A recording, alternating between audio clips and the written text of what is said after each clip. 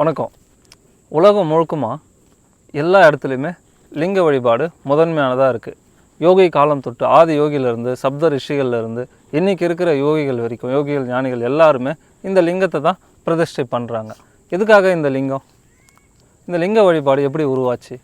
இது கொஞ்சம் ஆழமாக பார்த்தோம்னா இந்த பிரபஞ்சத்தில் அடிப்படையானது எப்படி இந்த பொருள் உருவாச்சுன்னு பார்த்தோம்னா இது எல்லாமே ஒரு சப்தம், ஒரு அதிர்வு தான். இன்றைய நவீன விஞ்ஞானமும் இதை தான் சொல்லுது. சப்தம், அதிர்வு, அதுக்கு ஒரு வடிவம். இப்போ நீங்கள் இந்த இசிஜி எடுப்பாங்க, கவனித்து பார்த்தீங்கன்னா உடம்புல வச்சா இப்படி ஓடும், ஒரு சத்தம் வரும், ஒரு அதிர்வு, சப்தம், வடிவம், இப்படி ஏறி ஏறி இறங்கும் எனர்ஜி. இந்த மாதிரி தான் எல்லாமே உருவாகிருக்குது. இந்த அடிப்படையான சப்தத்தில் இருந்து தான் எல்லாமே வருது. இப்போ உங்களுக்கு இந்த 3 கலர் தெரியுமா?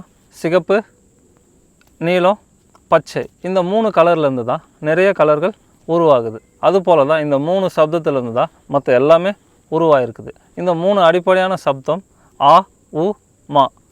இந்த அதிர்வு, சப்தம், இதுக்கான வடிவம் தான் இந்த முட்டை வடிவம். முதல் உருவானது இந்த முட்டை வடிவம். அணுக்களோட வடிவமும் முட்டை வடிவம் போல தான் இருக்கும். இப்போது எல்லா உயிரினமுமே முட்டை போட்டு தான் உயிரை உருவாக்குது. விலங்குகள், மனிதன் கரு முட்டையில் உருவாக்குறாங்க. ஊர்வன, பரப்பன, மற்றவங்கெல்லாம் முட்டையை வெளியே வச்சு உயிரை உருவாக்குறாங்க. அதனால் எல்லாமே இந்த முட்டை வடிவம் தான் அடிப்படையானது. இப்போ இந்த சக்தியை ஒரு இடத்துலேருந்து இன்னொரு இடத்துக்கு டிரான்ஸ்மிட் பண்ணுறதுக்கு இந்த வடிவம் தான் இயற்கையாகவே அப்படி இருக்குது. அதனால தான் நம்ம இந்த லிங்க வடிவத்தை முதன்மையானதாக கொடுத்துருக்குறோம். இப்போது இந்த லிங்கத்துக்குள்ளே என்ன மாதிரியான சக்திகளை உருவாக்கலான்னு பார்த்தா, அந்த காலகட்டத்தில் அந்தந்த மனிதர்களுக்கு என்னென்ன நோக்கம் இருக்குதோ அந்த எல்லாமே அவங்க உருவாக்கியிருக்கிறாங்க. எல்லா லிங்கமும் ஒரே மாதிரி பிரதிஷ்டை நடக்கலை. ஒவ்வொரு காலகட்டத்தில் ஒரு இடத்துல பஞ்சபூதங்களை பிரதிஷ்டை பண்ணியிருக்கிறாங்க. ஒவ்வொருத்தருக்கு என்ன தேவையோ அந்த மாதிரி ஒரு சக்தியை எடுத்துகிட்டு போயிட்டு இந்த லிங்கத்துக்குள்ளே டிரான்ஸ்மிட் பண்ணுறாங்க. இதை நம்ம பிரதிஷ்டைன்னு சொல்லுவோம். இப்போ இந்த கோயில்களில் இது தான் நடக்குது.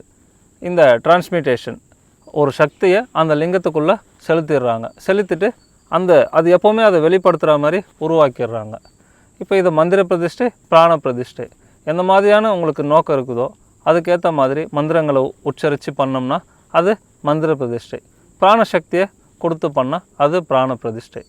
இதனால் மக்களுக்கு பயன்படுற விதமாக யோகிகள், ஞானிகள் எல்லாருமே இந்த லிங்கத்தை முதன்மையானதாக உருவாக்கி வச்சுருக்கிறாங்க.